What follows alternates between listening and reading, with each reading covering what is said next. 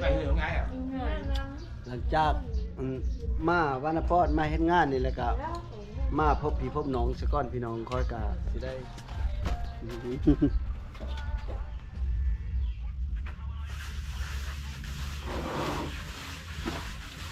สองทางติดต่อมุนซ้อเสียงผู้ไทย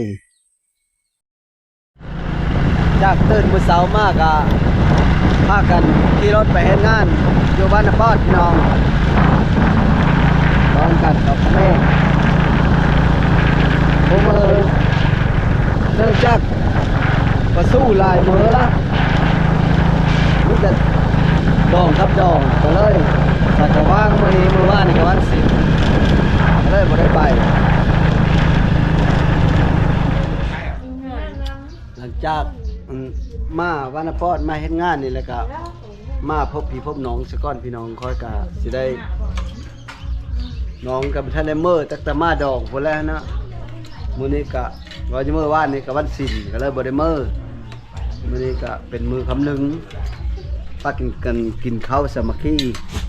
มื้อมื้อน้องเป็ดก็ลาบเป็ดลาบเป็ดแล้วก็ต้มเป็ดเด้เชลก็ยังบ่ได้มื้อมาแต่บรรณาสะเม็งหลอกกับมันเพิ่งดอกข้าวปลาลาลายเอามาบุญปีหน้าเลยเดี๋ยวหาของฝากเขากินลาบเป็ดกับตำกับมะโถเคยเก็บกุ้งเก็บหอยโลกับกุ้งเก็บหอยเชื่อจะบุพิงบุพานลามากินข้าวนะแม่มาสกันกินข้าวต้องที่หล่อๆบุพิงบุพาเยอะกินข้าวแก้วไปเอ็ดเป็นว่าเอ็ดไปเฮ็ดดองตู้บ่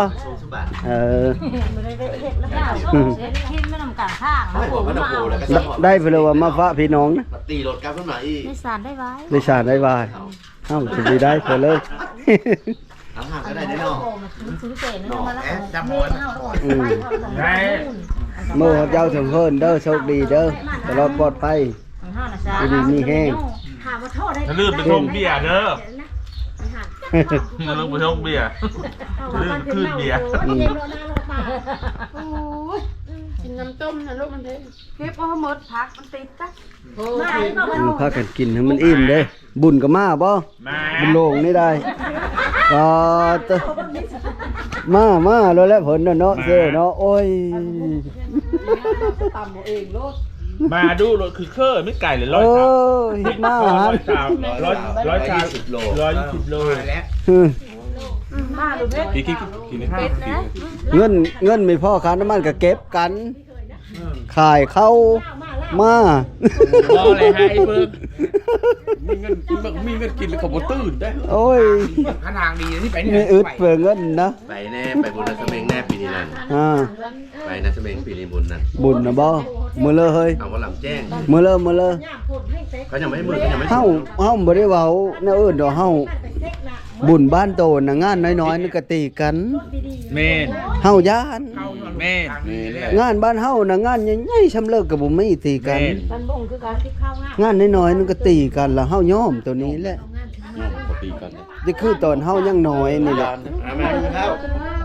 ถ้าบ้านเฮาน่ะมีตีกันมีแต่เซลกันเด็กน้อยเขาก็เซลเขาเห็นกันก็เซลเขาเอิ้นกันเขาย่าเขาหมดสมัยตีกันแล้วนิวได้อารมณ์ก็แม่น่ะเมื่อปลาแล้วเนาะเห็นบ่บ่าว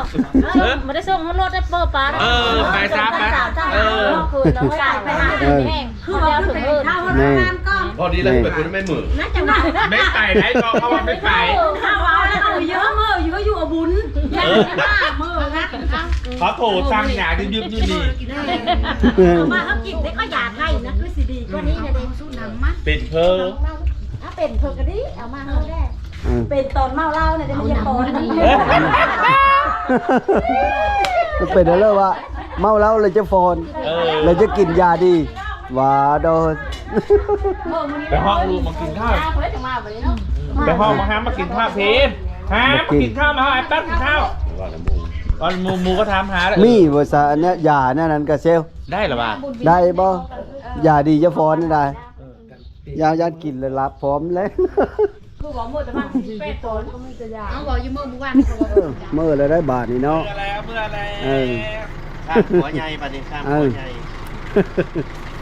เมืองฮอดยาวถึงเฮิน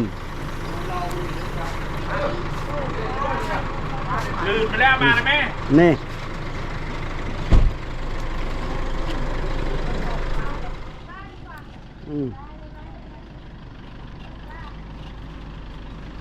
ดีมีแห้งเด้อเมื่อฮอดยาวถึงเฮินโอเค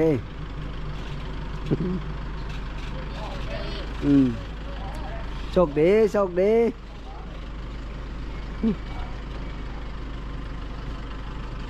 นั่นสางเก่ากับมาพอดี ไปครับ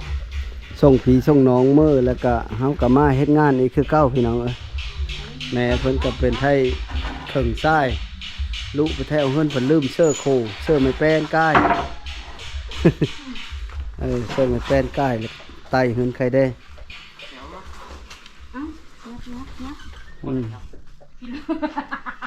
กูอยากมายัดไปเลยโอ้ยทำก็ได้แล้ว มันเคอโพดบอกแล้วมันเกะกะกับเสาตัวนั้นเนาะโถแล้วเอาตะไคร้ใช่รถตีนแห้วนะ หลอกเข็นตีนแห้วแล้วมาแล้วพี่น้องเอ้ยเนาะย่างทอดานเดียวนี้แหละก็เลยพากันมาบุกมื้อนี้เติดเจ้าของคนหมางเอาเฮอละ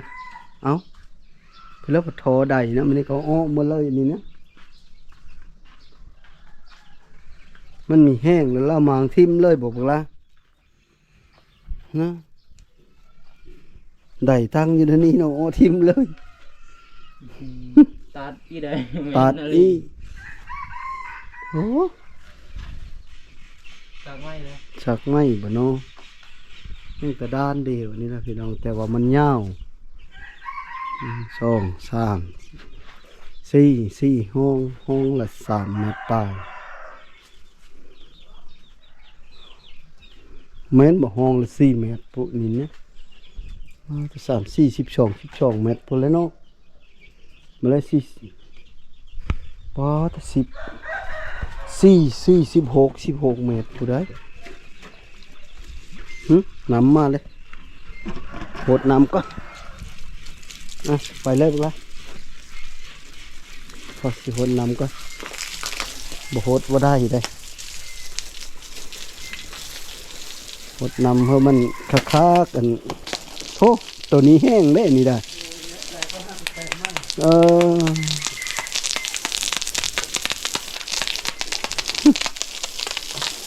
คักแล้วนี่สิเนาะฉันเฮาบ่โหดนึงมันสิแตะมันสิแห้ง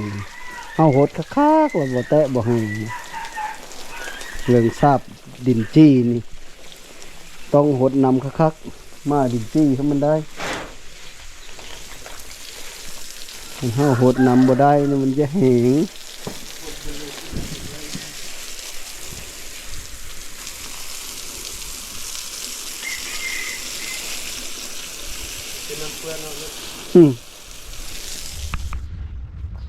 จับปลา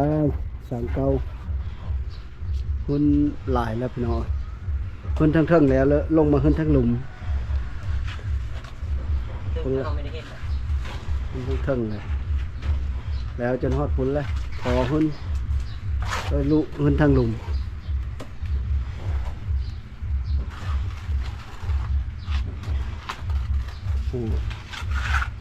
ทอดขึ้นรถคักบอกเก่งตัวนี้นึงละจัดแล้วที่กัน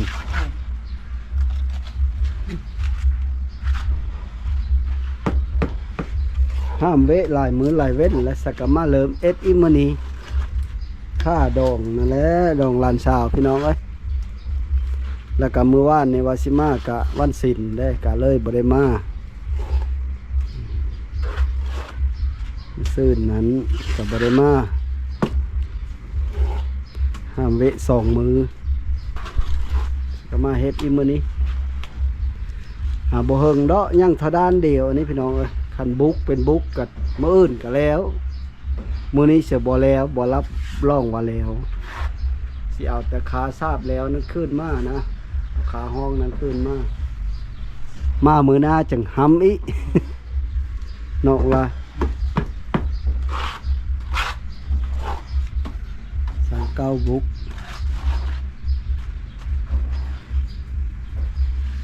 เป็นกัน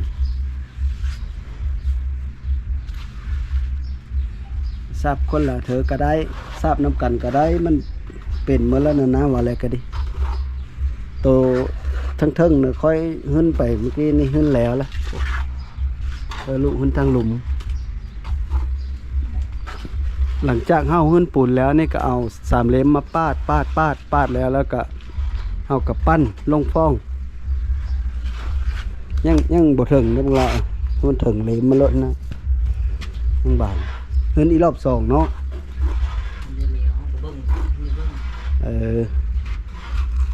หึ้นอีรอบสองเต็มเลยนี่แหละตัวมันแหลกกับพี่น้องคนเฮ็ดนี้แต่ว่าค่อยขีดนี้ค่อยยังสิจับโบออกมาอีกนะจับขอบมันออกมาอีกคุณและจับขอบมันเป็นขอบเฮ็ดทรงนี้เลย งามจะได้พี่น้องเลยหลังจากเฮ็ดแล้วโอ้มาทางนี้กับแม่เพิ่นกับการมันผสมปูน ขลุกอยู่การชมปูนผู้เดียวเพิ่นย่างอยู่บนน้ำนะเฮ้ยอยู่หมดเลยโอ้ยเอาหลายปึ๊บ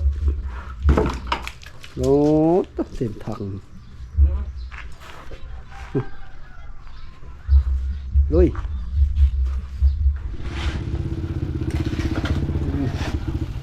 พออยู่แล้ววะเนาะ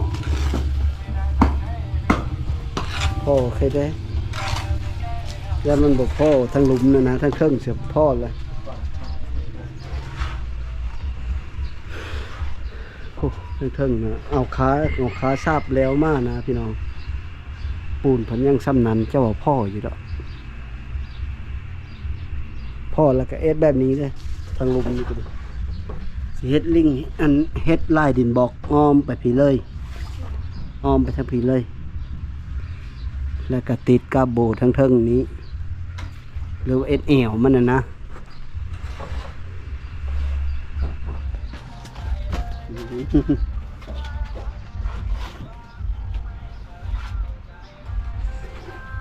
กำลังทราบเปิบสั่งเก้าจัดไป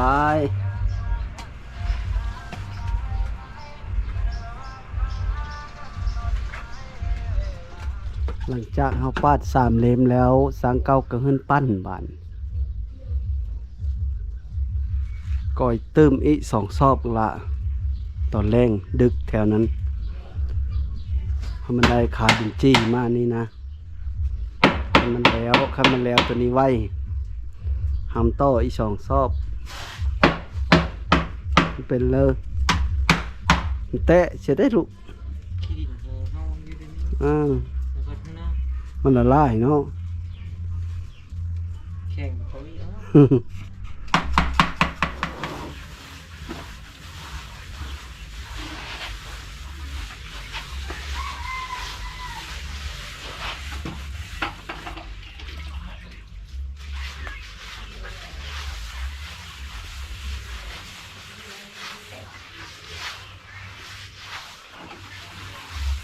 เยอะเขาระบบละเยอะเลยปล่อยเลยเนาะ12 โมงเลยเลย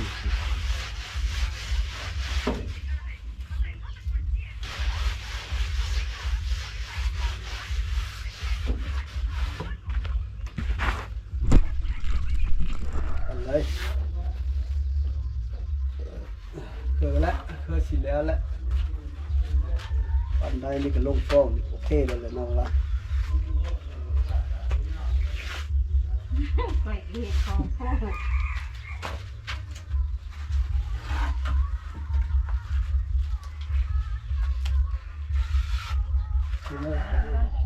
ตอนนี้ก็สำเร็จแล้วพี่น้องเอ้ย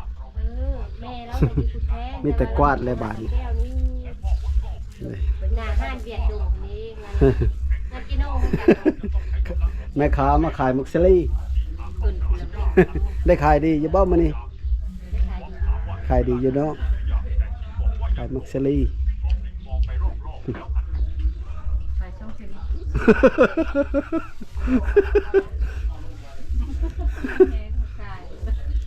จะเล่นสีขาวสีแดงนี่ต้มสีขาวสีแดงเด้อ เจ้าบอกแจ้งๆแม่บาทนี่นะเจ้าบอกบ่แจ้ง โทรโค้งไปคือเวทเนี่ยนะ ขายมัสลี่ ขาวสีแดงเด้อทางนี้ถ้าได้ยินเลย เออ สีขาวสีแดง มัสลี่ต้มสีขาวสีแดงเด้อบ่มัสลี่ต้มสีขาวสีแดงซิลี่ต้มสีขาวสีแดงเด้อวาดสองสลิดสีขาวสีแดง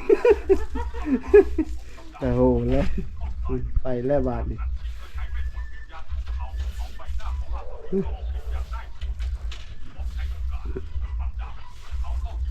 กวาดนี่ก็เรียบร้อยบาทโอ้ ทำมิโน่พูดจุดหน้าเนี่ยยำกินกับมันคู่ไม่รู้คนนั้นถ้าขอโทษมือว่ามือหื้อแล้วแต่จะโอ้นี่มาหาเขาเขาเนาะงอนเพิ่มเขาก็ลืมแล้วจะเปิดจะยาก เราไปเยอะไปเลยได้วันศิลป์วัดเอา แต่ว่ามันกิน วันศิลป์เอามากินน้ำเขาช่ำห้าน้ำเขาแล้ว เขาซื้อที่เราได้ มันเพิ่ง โตได้ 2,000 ของข้าวก็ ชาป้าย บ้านของบ้านซื้อไปได้ง่ายก็เลยซื้อจักมา แม่นบ่ซ้ำแบนว่ามุนมามื้อนั้นน่ะเนาะ100 บาท เรียบร้อยแล้วมีแต่กอยอีซอบหน้าก็ต่อไปพุ่นเลย พักกินข้าวก่อนบาดนี้ไป บ้าเอาไปชิมซื้อทาง อย่ามันเลย เชือก เอามันกันเริ่มยังเริ่ม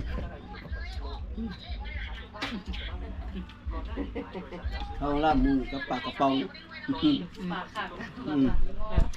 มาดูกินกันด้วยนะเรา ข้าวจะอิ่มนะแต่นั้นว่าไปไทยหมอว่าไปไทยเราเจ้าจะได้ยิ่งบ่แม่เจ้าจะได้เลยคิดดูแล้วมันไปมันหน้าแล้วก็ทางก็เตะนี่มันนั่นกับ แม่น ชานกระบุงกระต้าผู้ชาวจังมากอันนี้สุดข้ออยู่นะโหนี่นะเขามาเอา จ้าเข้ากินข้าวแล้วแล้วก็มาเฮ็ดงานต่อเนาะ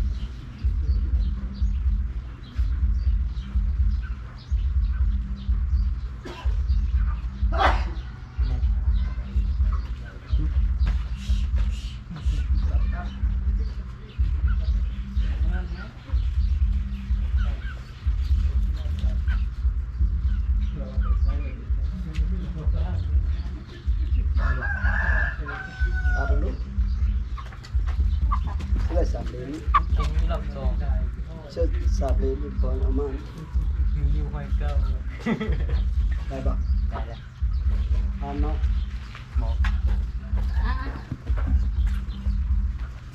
เสื้อสามโบ้ดีใช่ แล้ว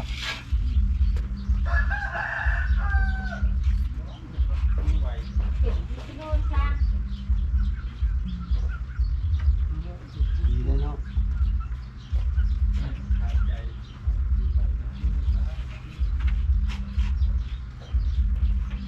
นี่เหรอวะหลังจากเขาทราบแล้วเขาก็คิดล็อกแล้วเรียบร้อยพี่น้องประมาณนี้แหละ อันนี้ก็คิดเวลาเขาจับนั่นเราเพิ่มมันนั่นเพิ่มมันปูนจับนะเวลาเขาติดขอบมันนี่ก็ปูนจับไงประมาณนี้แหละ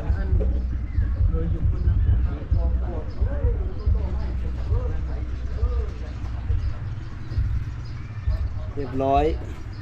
แต่ว่ายังก่อยปูนต่อไปพุ่นอีกพี่น้องก่อยปูนนี้2 ซอบหำเส้นนี้บ่แล้วมื้อนี้มื้ออื่นแล้วจะได้มื้ออื่นทราบเฮ้ย